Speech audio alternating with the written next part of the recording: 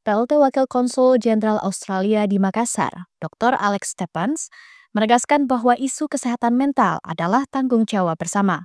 Ia menyampaikan 3 pesan penting mengenai pengelolaan stres dan keterbukaan dalam seminar internasional di Unhas. Alex menyampaikan pesan tersebut dalam acara seminar internasional Festival Titik Koma bertajuk Mental Health as a Right, Building Inclusive Support System yang dilaksanakan di Aula LPPM Unhas pada 10 Oktober 2025. Alex menegaskan bahwa stres memengaruhi semua orang. Ia menyampaikan bahwa itu adalah pesan pertama. Ia menambahkan bahwa kesehatan mental bukan hanya untuk orang yang mengalami krisis, tetapi untuk semua orang untuk dikelola. Pesan kedua yang disampaikan adalah untuk tidak takut membicarakan kesehatan mental. Ia menjelaskan bahwa ekspresi diri sangat penting untuk melewati 5 tahap yang telah ia bahas, yaitu dari bahagia, tidak tenang, krisis, membaik, hingga kembali bahagia. Ia menyimpulkan bahwa keterbukaan adalah bagian penting dari proses mental tersebut. Sebagai pesan ketiga, Alex menegaskan komitmen pemerintah Australia untuk membantu Indonesia. So I think the first message would be stress affects everyone. Affects me, affects you, affects everybody. So that's the main one.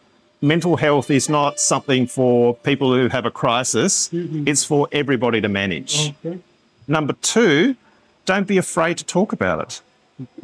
Talking about it, expressing yourself is so important. To moving through the 5 stages I talked about during my conversation.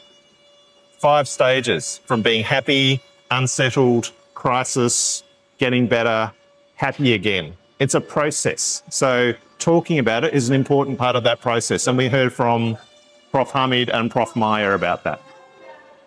The third message is Australia is here to help, really.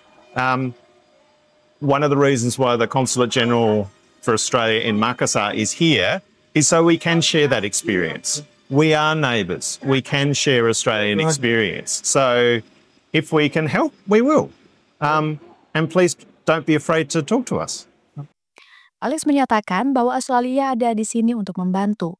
Dan salah satu alasan keberadaan Konsulat Jenderal Australia di Makassar adalah untuk berbagi pengalaman kepada Indonesia.